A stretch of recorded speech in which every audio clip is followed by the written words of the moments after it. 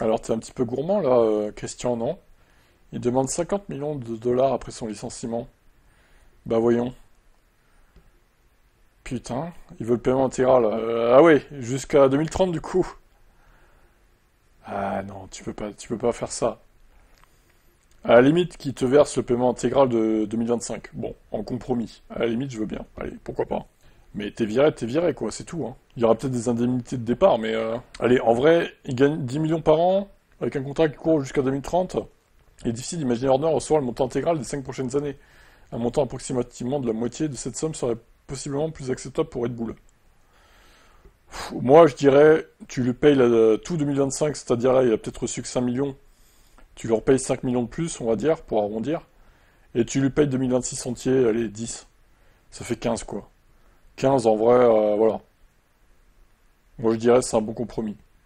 Franchement, les avocats de Red Bull prétendront qu'Horner n'a pas bien performé et qu'une intervention était nécessaire, avec des conséquences financières de plus.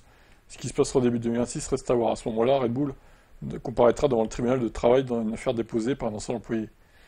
Ah ouais, il y a ça aussi, du coup, c'est vrai. Ils ont peut-être anticipé par rapport à ça, justement, de l'avoir viré avant.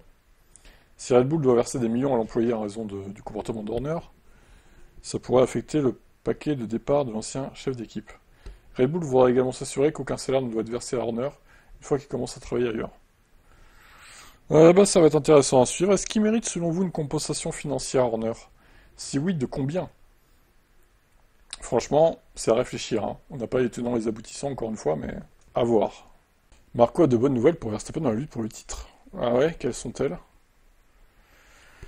Nous avons encore 12 Grands Prix et 4 courses sprint à disputer, bon pour 300 points du championnat du monde des Grands Prix et 32 courses de sprint. Avec le déficit que nous avons et les améliorations prévues pour la Belgique, qui devrait nous rapprocher des McLaren, nous ne considérons certainement pas la lutte pour le championnat du monde comme décidée. Vraiment. S'il n'y a qu'une des deux McLaren qui joue le titre encore. Mais il y a les deux qui jouent le titre. Comment voulez-vous que Verstappen rattrape son retard? Quand c'est pas une McLaren qui gagne, c'est l'autre. Et Verstappen au mieux troisième. Et encore, hein, pas toutes les courses. Donc bon. Pour les mêmes raisons, Laurent était également le choix parfait pour un nouveau poste. En tant que solution interne et en tant que personne, il a une grande expérience. Grâce à ses diverses activités, y compris son travail ultérieur à l'FIA et chez Ferrari, Laurent a tout ce qu'il faut pour diriger une équipe de haut niveau, de manière compétente. Alors comment ils vont s'entendre d'ailleurs, Mekies et Marco, du coup, ça va être intéressant à suivre ça aussi. Est-ce que l'ambiance sera meilleure qu'avec Horner? Ouais, parce que Marco, il a félicité Horner, hein, mais bon. Entre nous, hein, c'était un peu fou cul, hein. Ces félicitations-là, hein. On va pas se mentir, hein. On a connu plus sincère, hein, comme remerciement de la part d'Helmut. Bref, on verra bien. Mais bon, la lutte pour le titre pour Verstappen, c'est mort, je pense, hein. Ellen Stroll qui qualifie sa... Alors, je sais pas de quoi... C'est sa voiture qu'il a qualifiée de tas de M? Tas de caca? Je pense que oui, du coup. Alors, il a fait un bon remarqueur de P18 à P7, nanana. Bon, c'est vrai que sous la pluie, il volait, Lens. Sur le sec, ça s'est très vite retourné contre lui. Stroll qualifie la MR25 de Pierre tas de merde que j'ai plus jamais conduit. Oh la vache. Sur ce pneu, sur intermédiaire, je perds comme des secondes au tour. Ouais, n'exagère pas, Lens, tu étais plutôt pas mauvais en intermédiaire. La réponse obtenue de son ingénieur, soulignant la circonstance dans laquelle le Canadien s'est élevé pour marquer des points et abattre son coéquipier, a été accueilli par le silence. Gannon a alors doublé la mise et perdu. Ok, Lance, donc ouais. Voiture folle à conduire, arrive incroyable. Folle, c'est un euphémisme. Je veux dire, c'est le pire qu'un tas de merde. C'est le pire tas de merde que j'ai jamais connu de ma vie, pour être honnête. Mais c'est ok, septième. Ah, je pense qu'il est un peu dur. C'est pas la pire voiture en vrai, l'Aston Martin. Il exagère un peu là, Lance, hein. Si tu veux, tu peux aller dans l'Alpine, hein. Tu verras si c'est quoi un tas de merde en vrai, hein. Il était frustré, Lance, mais bon, il a quand même fait une bonne course à Silverstone. Il fait un peu, voilà, caprice de riche, hein. Enfant gâté, Lance, hein, quand même. Déjà, mets à niveau ton pilotage et tu nous prouveras que tu mérites une meilleure voiture, Lance.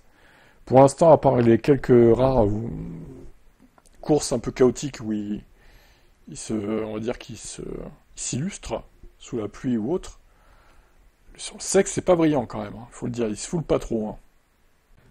Alors, rumeur venant d'Allemagne, Verstappen et Wolf seraient en Sardaigne, en vacances, en petit congé. Tiens donc. Bon, après, je sais pas si c'est vrai, on va pas les traquer non plus, les deux là, mais peut-être après, hein. Ça m'étonnerait même pas, moi. Selon les Insider, la famille propriétaire du Thaïlandais du groupe Red Bull est proche allié de Horner, dans les accusations contre ses employés, a défendu Horner. La décision a été prise après le Grand Prix d'Autriche, lorsque Verstappen a terminé au virage 3, après une séance de qualification très difficile. Alors, ça, pour le coup, c'était pas trop la faute d'Horner si s'est fait cracher par Antonelli, j'ai envie de dire. Maintenant, on pourrait dire que c'est la faute d'Horner si la voiture était pas terrible. Mais en même temps, s'il s'est qualifié aussi loin sur la grille, c'est à cause de Gasly et son drapeau jaune aussi. Je pense qu'il aurait fait P4, et du coup, s'il avait fait P4, il se serait jamais fait percuter par Antonelli. Et ça se trouve, Horner ne serait pas fait virer. Je sais pas, après, on peut pas réécrire l'histoire, mais si ça se joue à ça, vraiment, c'est fou, quoi. Mercedes courtise Verstappen depuis des années, et Toto Wolff fait intensifier ses efforts. Si un homme comme l'Autrichien se manifeste, le scénario d'un ostracisme interne et d'une faction hostile au pilote numéro 1 semble peu probable. Mercedes a toujours été déterminé envers Max, ne s'étant retenu que lorsque Verstappen était en lice pour le titre. Un scénario qui semble désormais lointain. C'est par hasard si les deux parties ont renoué. Ils sont même désormais proches physiquement, selon leur collègue allemand, le champion du monde et Wolff, passent quelques jours en Sardaigne, tous les deux à bord de leurs yachts respectifs. Un cadre véritablement évocateur pour se rencontrer et discuter d'avenir, de projets de victoire. Tu m'étonnes. De toute façon, je pense que d'ici Spa, ou au pire, après la Hongrie, on va savoir. On va savoir ce qui se passe. Au niveau de la pause estivale, ouais, à mon avis, même avant la reprise, septembre, on saura. Je suis à 99% sûr. Peut-être en vrai, même avance pas. Hein. Je suis un peu moins sûr, mais il y a des chances quand même. Ouais, on verra bien.